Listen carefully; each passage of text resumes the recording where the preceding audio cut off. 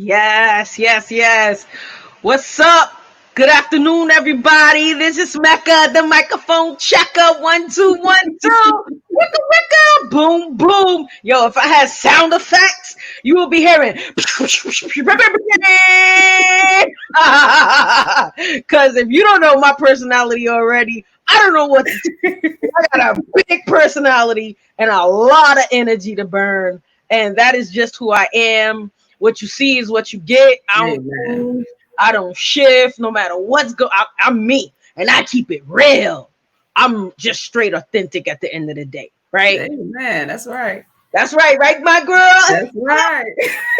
So we are here to speak about the Healing Journey Awareness Virtual Summit, which is a powerful summit. Last year, I've done the summit and it was on a different level.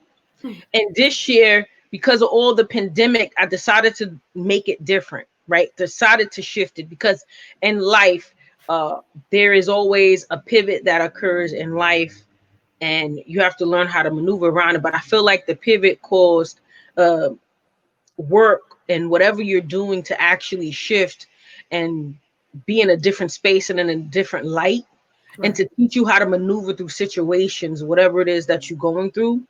So I added on some things to this event. And the reason why I started doing the healing journey is one, because of mental health, cancer awareness. You know, we are in October, and domestic violence. But what got me really like inspired was one of my friends that lived in Colorado at the time. We did our teacher training together, and she Mhm. moved to Colorado. And when she moved to Colorado, she said, "Hey, dude, can you?" Literally, that's how she said it. I know if she's listening to this, she'll know that's how she said it. She was like, "Hey, dude, can you teach a yoga class? Can you teach a class for me?" I said, "Sure." I said, "Like, what is it?" And it was focused on domestic violence. And I was like, "Cool, no problem." So, I'm always ready to support. I'm always the my peoples. I got to show my peoples love because my people show me love, Right. and that's how you have to do things. And so I did the event. I didn't know who was in the room, and it was donation based. Didn't care about how much money was made because, I wasn't focused on the money, Right. right? I was focused on healing and helping. But the goal was to help this organization raise more money to help women who are experiencing deep domestic violence. So that was Right. the goal. So my mission was to help with that, right? Let Right. me tell you what happened. I didn't know how much money was made at the end. I had someone come to me and say, "Yo, um, you better do something with this." I'm looking at them like, "Yes, I am doing something with it. I just need to get a name for it." And because at that time it wasn't Yoma, right? Okay. It wasn't Yoma. It was something different. It didn't even have a name. So my friend, she hit me up probably like a week or so to say, "Hey, dude, how did you make more money than me, dude, how did you do that?" I'm like, "I don't know. I just took the class. I did what you asked me to do." "What did you teach, dude? Did you teach yoga?" I said, "Not really. I kind of did something different, something I've been working on for a year. Literally, I was working on it, and for a whole year. And finally, that was the opportunity. I truly believe that God knows what to do, when to do it at the right time in the right place. And God Come on chose now. her to come to me to say, "Can you do this for me?" And that's really how I got my brain moving. And that really gave me some inspiration and encouragement to continue with the Yoma method and to actually create it as the Yoma method. So officially, it's been 3 years. Okay. Yoma method has been teaching the healing journey. However, it's 2 years official as the Yoma method. Remember that it didn't have a name. We didn't know what it was, Okay. right? But I was working with it with myself and stuff like that and others. So then that gave me the opportunity to start using it. And that's kind of what got this uproar going for October, because we did it in October. So this is so Okay. much story behind it, right? It's like, Yeah. um, and also what I wanted to say is allow God to use you in the space that He's supposed to use you, because those be the best ideas ever. And never doubt, just jump. When He say jump, you jump. That's And right. I would say I jumped to an opportunity to be in a collaboration, a book collaboration. Just launched a book called Blessed Not Broken. And it was that right time, right moment. I was like, yo, I just said I wanted to be part of one. And I'm just sitting here talking to God, like, God, I want to be part of anthology because I want to do this and I was talking to God. I was going up a storm. God, no, I'll be yapping. I yap. Like, All if right. you gonna learn about me. So, and that's with anybody or anything I All do. right. So, I love at it. the end of the day, you know, we built sisterhood, we built friendships and collaborations. So I tell you, I met Dr. Mecca.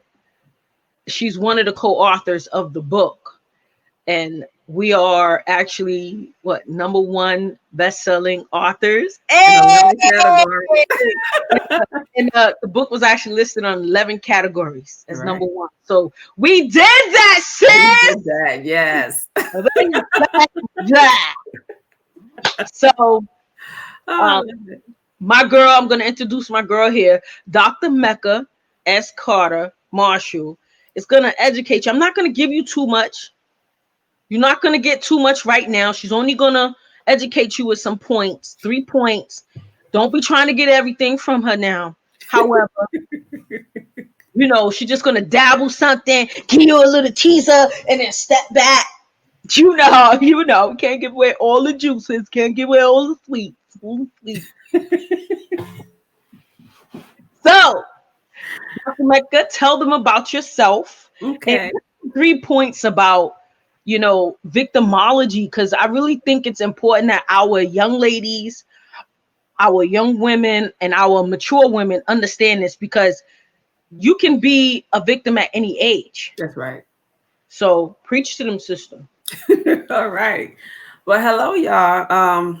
My name is Dr. Mecca Marshall, and I am a Christian life coach and counselor, and I'm a founder of Unspoken Courage, and is a business that's dedicated to helping those who experience domestic violence, sexual assault, and any type of trauma in their lives. And I also work with their families as well. Um, as Mecca stated, we met during a book collaboration that we were just on and concluded, and it was an awesome, awesome experience. And to know Mecca is to love her, So not only do we have the same name, we both from the same hometown, Brooklyn, and we share the same passion, which is respectfully helping, young sisters and or sisters of all walks in life. Let's just say that, to help them just heal inner and outer, and that's one of the things that I focus on in my particular business. So I'm also an educator. I teach victimology at the local college here, and I'm also an online professor and subject matter expert with Liberty University, and I teach several policy related classes there. So what I'm going to do with Mecca Summit, I am going to speak about victimology. And victimology, in its simplest terms, is understanding victimization. And I am a sexual assault survivor and a domestic violence survivor. And I spend a lot of my time working with women who experience the same thing. And actually, for about 20 years now, I've been doing this. And I thought it was important to understand exactly what victimization is. And that's the heart of victimology. Victimology helps us understand the relationship between the victim and the victimizer. It helps us understand the causes of our victimization. It also helps us navigate the criminal justice system. And it also sheds light on the effects that the media has on the way they treat and respond to victims. And as I will share in my class, not to give away too much as Mecca instructed here, but as I will demonstrate in the training on Saturday, and I really hope that you can come, is that the term victimology has evolved. And some of it wasn't easy for women like myself who have been victims, because it went from really helping victims to blaming victims to trying to understand victims, and then with all the women's movements, we started to rally behind, victims. And the only reason why, and I will point this out, the only reason why I use the word victim is because this is the term in which this study is based on. But anyone who has come out of situations, they are survivors. So I will say that, but I'm only referring to them as victims for the sense of this training only.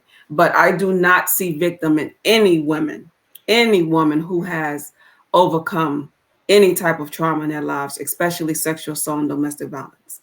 So with that being said, while there are different facets to the term victimology, what I try to speak from a space of learning from what we can, glean from victimology. For instance, blaming victimology is one of the things that the part of that term that is hard to digest, because it points to why women like myself who was in a domestic violence situation, how I caused that to happen. A woman like myself who has been sexually assaulted, what I do to contribute to that. And then all the crimes we see on the media. What did we do to cause us to become victims of that? That part of it is not easy to absorb. However, the 3 points that I would like to speak from on Saturday is, whether we like it or not, we can learn from it. We can be empowered by that knowledge that we gain from just understanding what victimization is. And it can ultimately prepare us to walk not only empowered, but encouraged, and help us make the right decisions in a wide variety of situations to avoid, as much as possible, becoming a victim of a crime. So I think that's all I can say without saying too much. Yeah, because she can't give you guys a lot, because then she's going to be giving away all the snippets. We can't give away all the snippets. But I will say that in my practice, dealing with a lot of the survivors that I deal with, they often ask that question, why? Why did this happen to me? Why does every guy I get involved with treat me this way? Why do my relationships, even with friends, turn out that I'm always being used, and and it's a common denominator in all of that. And it's and it's not in the negative sense that you are doing something wrong, but it could be something that's being done consistently with you that may cause certain things. And that's what I would like to speak about on Saturday. And I will give you an example. Someone that has like a more docile, softer spirit, with dealing with relationships, especially men, since we're speaking in the space of domestic violence. If that is your temperament, you may come across someone that maybe not intentionally want to be an abuser, but what if there may be a time where they said something to you offensive, whether it was in the words they used or the way in which it was said to you. Sometimes it's those pivotal moments like that that can decide how we are going to be in this relationship moving forward. If you allow someone to speak to you in that one moment, regardless of the situation at hand, and you don't address it at that time, you open the door. So if you allow them to speak to you any type of way, then they are going to treat you any type of way. That's And then right. sometimes that treatment is not only emotional, it's also physical, and a lot of women find themselves in 1 this. minute, Dr. Mecca. I'm sorry. Hey, ladies, I see you guys in the Facebook making comments, but there's a link I put in the Facebook link. Could you guys just go in and like click on it to do what you do, so that your comments can actually pop up on the screen? Because if you have any questions, she could answer your questions. We don't mind answering questions, but we're just not going to give the whole snippet. But we really want to be able to have you guys pop up on the screen, one to show support for our sister, our queen, Dr. Mecca, and so that way, we're spreading that love. So that link that I put inside, just click on where it says streamyard.com Facebook, and then that way your comments can actually pop up on this screen right here. Go ahead, Dr. Mike. I'm sorry. Oh, no problem. No problem. It's good to see people chiming in. They You know, are. so I was just speaking about the way we deal with. Hey, TNG. Hey, Latoya. I wish I could On the see Facebook. these too. I can't see them. Yeah, because they have to click on the StreamYard in order to see, so you can see what they're saying because they're on the Okay. Facebook responding. Okay.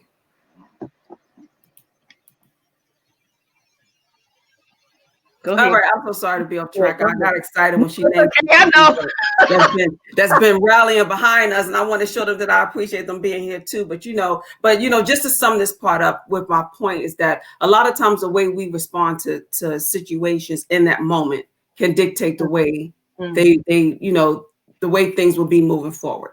yeah. You can start out in a relationship, everything is going good. Someone snap at you and say something they don't have no business saying. Okay, yes, it could have been the moment. It may have been unintentional, but that's the moment that it needs to be addressed. That's the moment that you would stand up and state that what was said or how it was said is not acceptable. And that's not something that's going to happen moving forward. And sometimes that's all it takes. And it can turn things around. But other times it don't. But at least it's awareness. Because if you said it, you addressed it, and it keeps going, then you know what steps you need to take next. And then if you address it and it stopped, the other person speaking to you know what steps they need to take moving forward.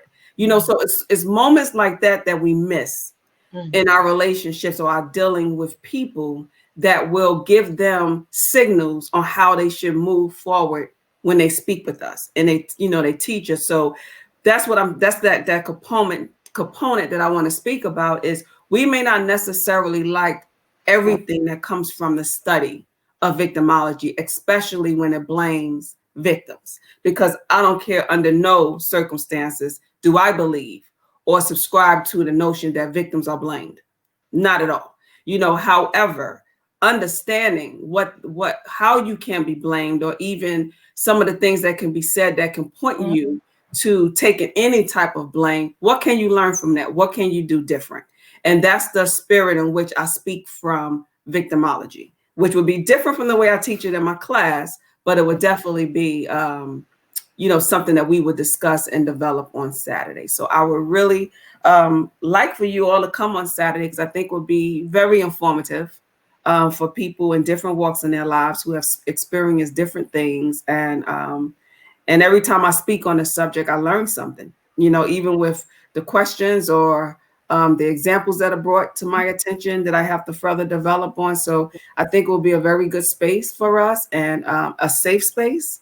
And I really look forward to interacting with you on Saturday. So I hope you can come out and join us.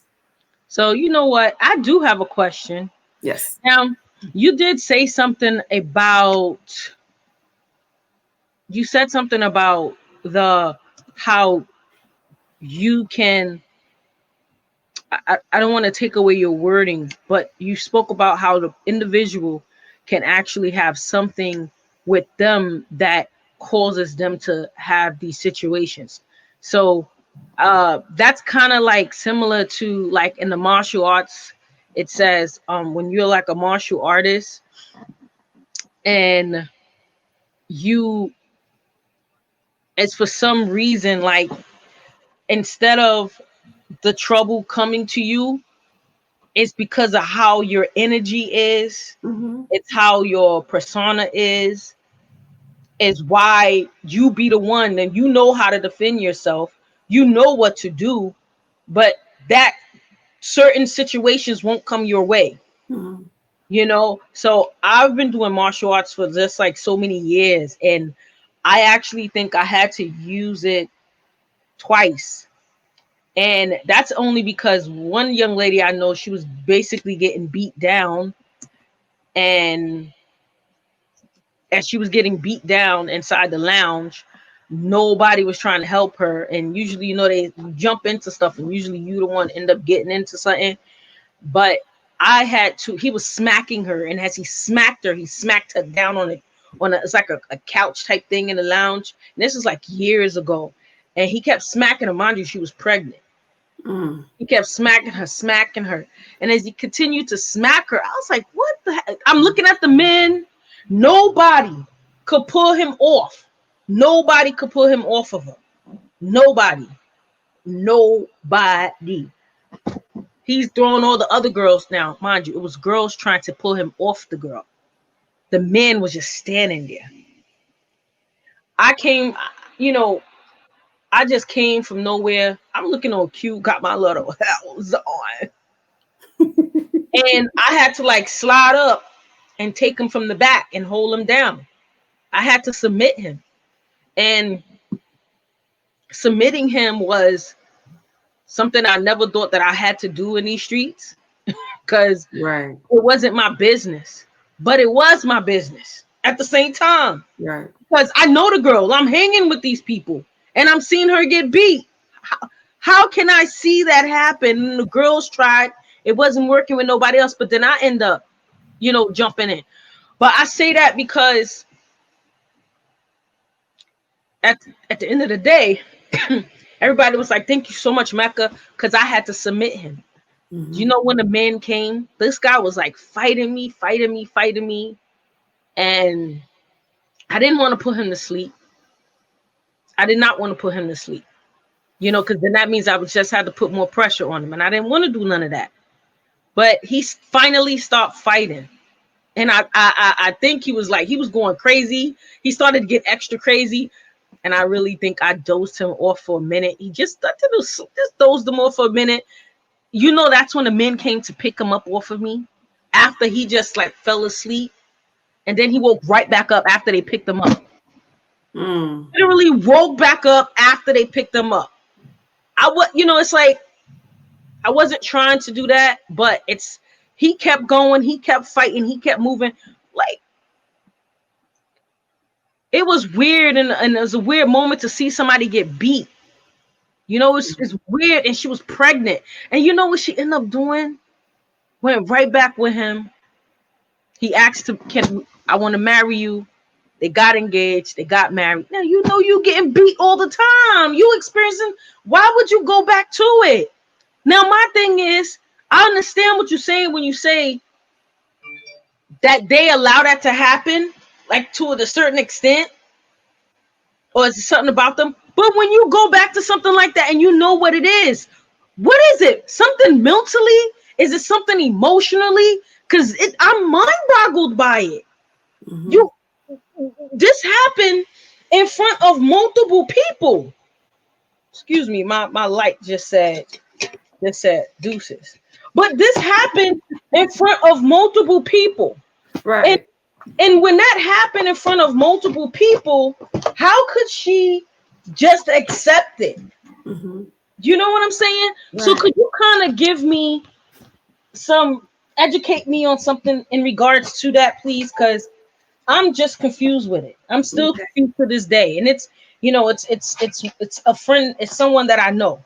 Okay. And to this day, I'm still confused as to why she would go back to something like that. Okay. Well, that's loaded, but I will say this. There's a lot of things that would cause someone to go back and stay in a relationship like that. We look more mental, like, it can be behavior. For instance, she may have been in an environment growing up, where her parents, or she's seen domestic violence, or she experienced domestic violence. For some way in her mind, she normalized that. Depending on how she grew up and the interaction she had with other gentlemen in her life, how she was conditioned to understand what love is. If she continuously, find herself in relationships like that where love is shown in such domineering ways like that, and abusive ways, if there was nothing to interrupt that, if there was nothing in there to either teach her or have someone that would intervene, not just to stop the physical abuse, but the help that she need mentally to show her that that's not acceptable. A lot of times is you grow into an environment like that. You just learn to normalize that environment. Then it can just be complete fear. You know, and it is amazing. I mean, I could spend a lecture on that. It is amazing the psychological and emotional damage that an abuser can do to his victim, that it will mind boggle someone like myself and you with even comprehending how can you go back to something like that. But when you are emotionally defeated and mentally defeated, it's hard to overcome that, you know, and that's why people who suffer with domestic violence, just separating them from their abuser is not enough. They need counseling.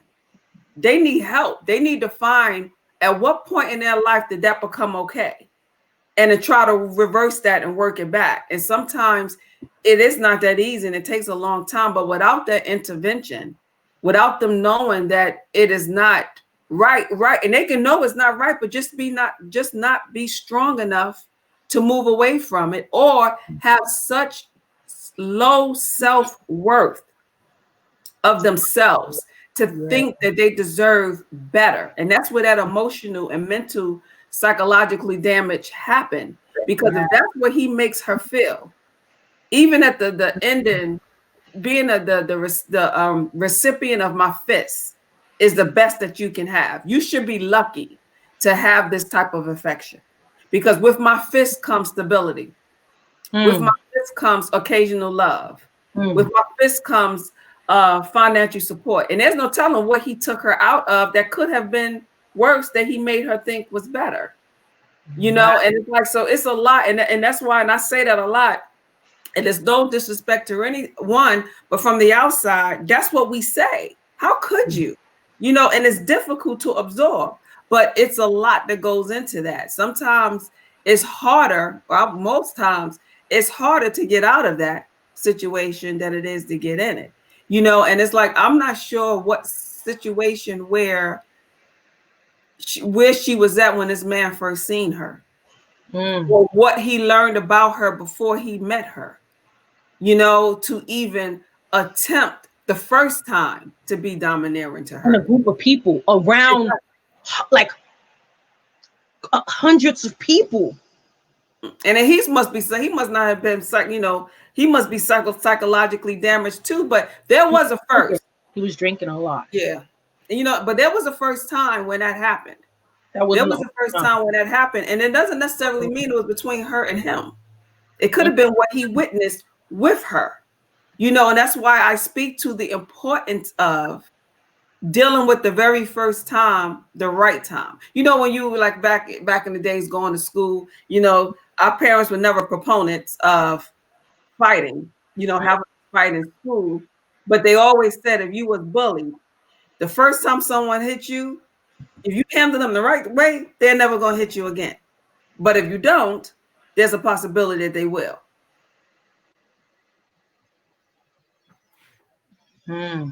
You know, and that could be rough. But that's why I speak so much to that first time, because you just really don't know how that happened. But what I will say to you, Mecca, thank you for stepping in for her. You know, because hopefully something spoke to her about that. You know, something in that one incident showed her that this is not right and this is not acceptable, especially the fact that it happened in public like that. You know, so I would like to think that some of the things that she can learn, if she has to be in that relationship, if this happens when he drink, then let's work on the not drinking. Remove the alcohol from the house. You know, put yourself in situations where you're around family and friends more often. You know, it's always something to learn from until you can remove yourself from that situation.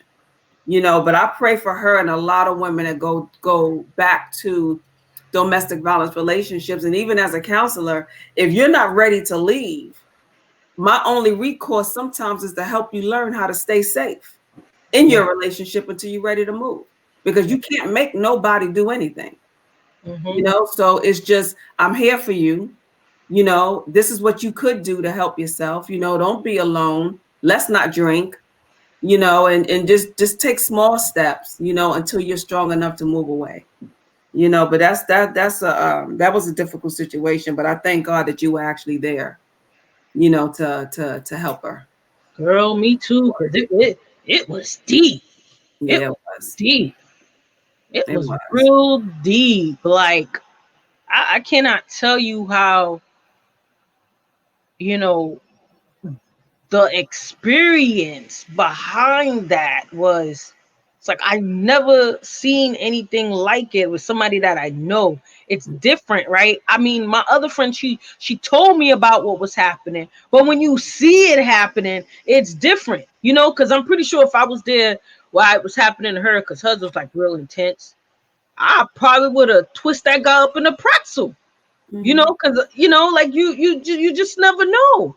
You're right. So, you know, but with this guy, like I don't know him, but I know her through one of my cousins, and that's it. That's how I met her, you know. So, you know, all I could really do is just tell her, you know, you have to make the right decision and such and such. She cried and said thank you, but she's still engaged and got married. Mm. So that's the thing that really like kind of took me for the loop. And but I want you to just give them and tell them how important it is for them to actually attend the summit, because it's actually going to allow them to learn so much more about victimology, which needs to be learned. And Mm-hmm. if you feel like you know about it, or you know, share it. Don't leave a queen left behind. Share it.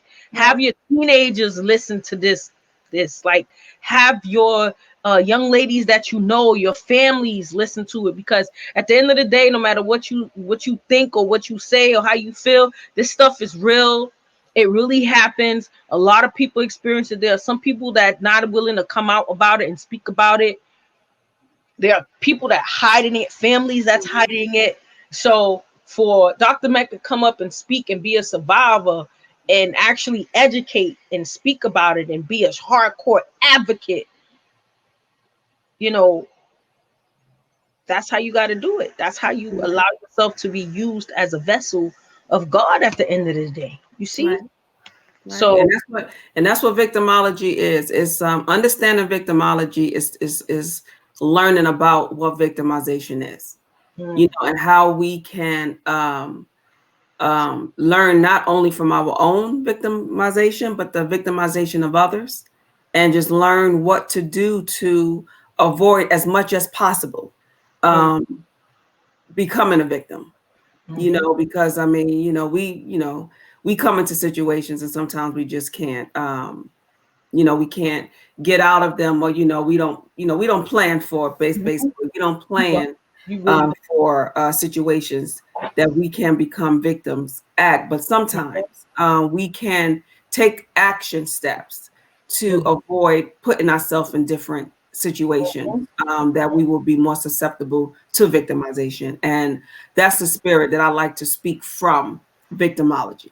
As a professor, teaching it is different, because I teach what victimology is in the umbrella. But with this particular summit on Saturday, I would just like to teach the importance of understanding victimology, which is learning what victimization is, Mhm. and how you, as the victim, connect to your victimizer, how the media responds to it, your navigation through the criminal justice system, and just what we can do to be better, better aware, better informed, and more empowered to stand up in situations um, to remove us from being, from being victims, because this is there. And COVID in this Real situation quick, is, Dr. Mecca, give is me a minute. terrifying. Hey guys, real quick.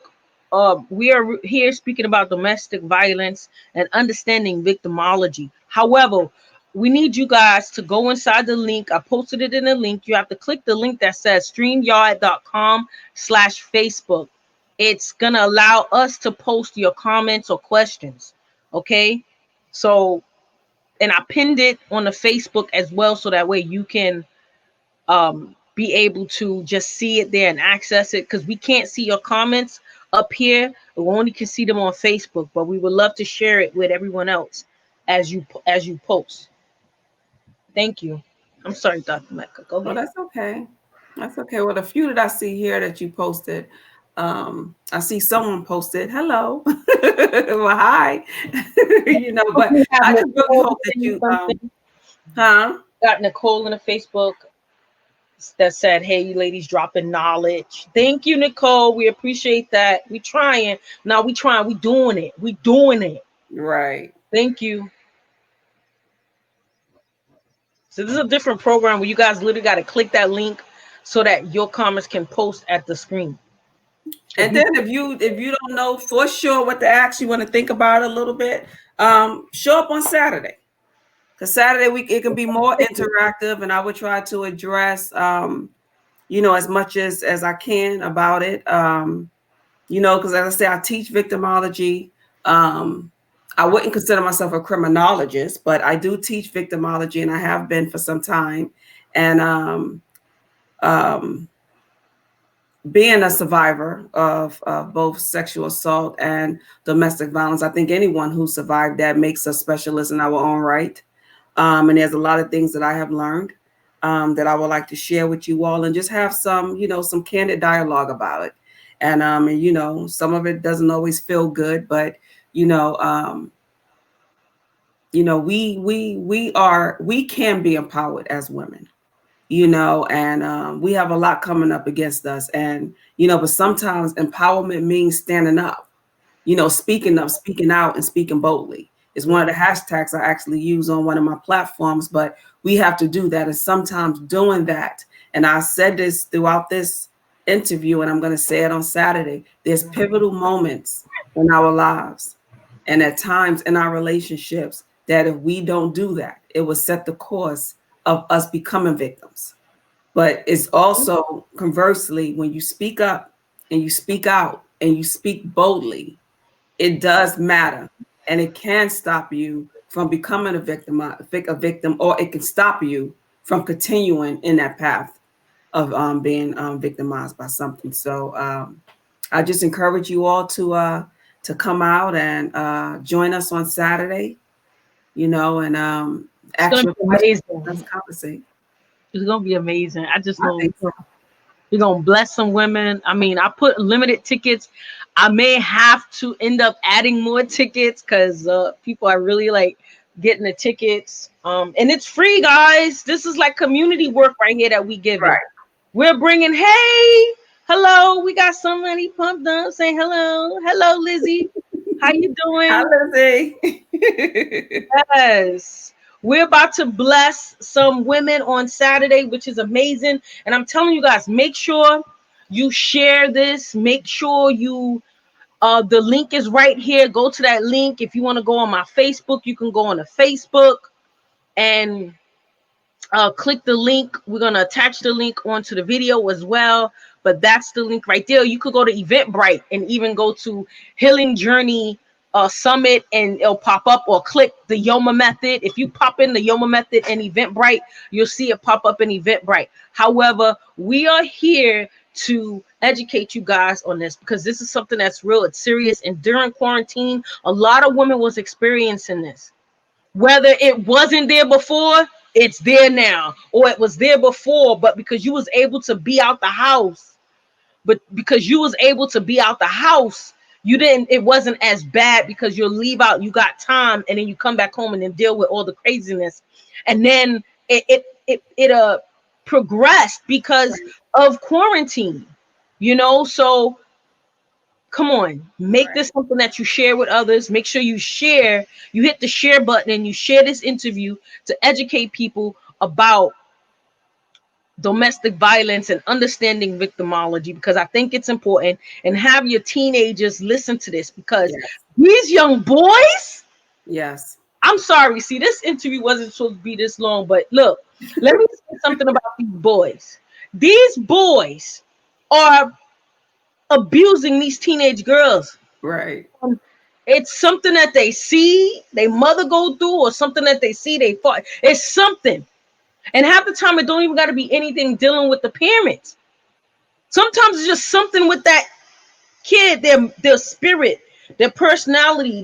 It's something, But I just feel like there should be a lot of young ladies inside this summit on Saturday, immature women, because you guys are about to get knowledge. So I'm gonna tell you this. On Wednesday, we're gonna have Dr. Shauna Simmons, and she's going to speak about cancer awareness, and she's also a survivor. No More Fear is her flow right there. Hey, told you guys don't know. I be rhyming on the low. Oh! She is going to really break down some knowledge for you and about cancer and being a survivor. And I just feel like this is something that you need to hear also, because this month is also Cancer Awareness Month. Yeah. There are a lot of women that are experiencing it, and they're not even 40. Mm-hmm. They're not even 40 and they experiencing these things. So this is something that you need real education on. And then we have Tyra on Friday at 5 p.m. We're going to interview her on Friday at 5 p.m. And she's going to speak to you, not give you too much, but kind of give you some drips on your emotions, the power of emotions, how Mm-hmm. your emotion can get the best of you Right. and trickle with your mental health. And at the end of the day, you don't have time for your mental health to be tackled, That's because right. you are amazing, you are powerful. So these are things that you gotta, as a woman, there's so many parts of us that you just piled into one space, so many areas. And Mm-hmm. then on Tuesday, you're gonna have tea time with me, which is tomorrow.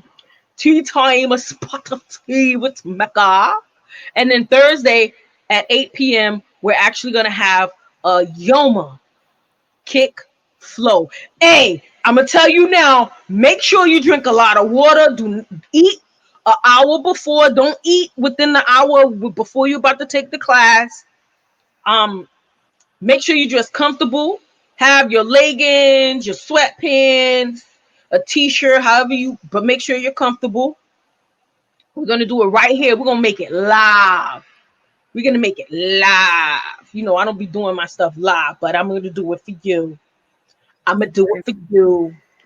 Also, we are going to play a little bit. I'm gonna dabble something with you guys on Thursday night. So it's gonna be a class. So invite your peoples, tell them to watch it, because they're gonna get a dash of a class on Thursday at 8 p.m.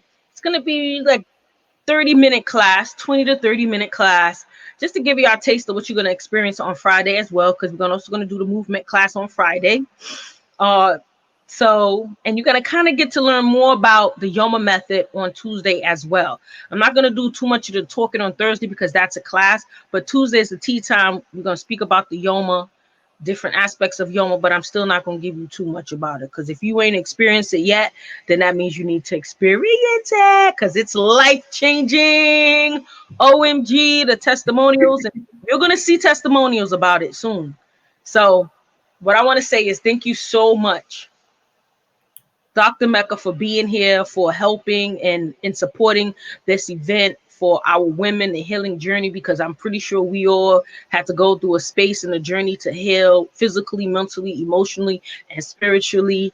And it just makes a difference to have a support system in the midst of it. I really thank you and appreciate you, but do tell them It's where my they can find you. Okay, I am on Facebook and Twitter at Unspoken Courage. And you can also go to my website, www.unspokencourage.com. And while you're on my website, I invite you to subscribe to my weekly blog. It comes out on Mondays, and it's called Mondays with Minister Marshall. And yes, I am a minister. And up until next month, I will be, by the amazing glory of God, I will be ordained November. But until then, I am a minister. So I encourage you to subscribe to my blog on Mondays. And it's just filled with just encouragement, love, pick me up, just something to just get you started on your week. And if you subscribe, it will automatically go to your inbox on Mondays at 3 o'clock, or you can jump into my Facebook community, because I always post it there probably about Monday night. So, but yeah, so check me out. It's Unspoken Courage, 2 words, on Twitter and Facebook. And then my website is www.unspokencourage.com. Thank you so much. And guys, if you don't know me, the microphone check. 1, 2, 1, 2. Boom. Your energy is bananas. I want to say you can catch me at Facebook, the Yoma Method, On Instagram, THE_YOMA_method.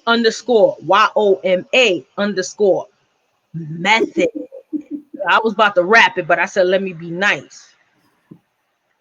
Also, I want to say thank you so much. If you want to get in contact or check out some classes that I have, you can go to yomamethod.com as well. I provide free sessions. Also, I didn't really make it public, but I'm going to do it now. Oh my goodness. I created a journal called the 360 Life Journal, and you guys are like the second group to find out about it. And it is on my website. If you go to shop, you'll get to find my journal, and it's a life-changing journal. Shipments are going to be in late November. So just know that the journal is amazing. It's powerful. And I just took everything that helped me change my life and shift my life for greatness that I'm doing. All this greatness that I'm doing now is everything I implemented in that journal. So serious in my life, and it was needed. I couldn't find a journal for it, and God said, what you mean you found a journal? You better make that journal, girl. What you talking about? And I did it. When God speak, I listen. That's When he right. said jump, I jump, and I did that. So take advantage of getting that journal. You go to my website, go to shop, and you'll see it, yomamethod.com. So we're gonna sit here, we're gonna piece you guys out. Any powerful quote or scripture that you want to leave them with to resonate with the spirit. Well, I pull everything from my Lord and Savior. So I would like to leave you with Revelations 4:11. Thou art worthy, O Lord, to receive all glory, honor, and power. For thou created all things, and for thy pleasure they are and were created. Amen. I love that. I love that. Guys, I say to you, allow yourself to make a difference in others' lives and allow God to lead you. Let Yeah. me share this. Here's what you're going to ask God. Ask God to open your eyes to see what you need to see, open your ears to hear what you need to hear, open your mind to think what He needs you to think, That's your right. mouth to speak what He needs you to speak, your heart, your spirit to feel what it needs to feel, and your body to move in the movement that He needs it to move. That's right. Allow God to use you as His vessel, and do not fight the fight. Allow Him to guide you through that space, through that fight. Don't fight the fight of God. That's right. God is there to help you do what needs to be done, right? No Yes. doubts. There's no doubts. There's no time Right. for doubts. But there is time for you to allow glory and praise and favor You in better a speak space. it. Yeah, That's right. wow. I'm being real. So, and we leave that with you as we go and we take on the rest of our day. Remember, be a blessing to someone else. That's right. One love, peace, and blessings from the microphone checker. Wicka, wicka. Boom, boom. You guys, love you See guys you. so much.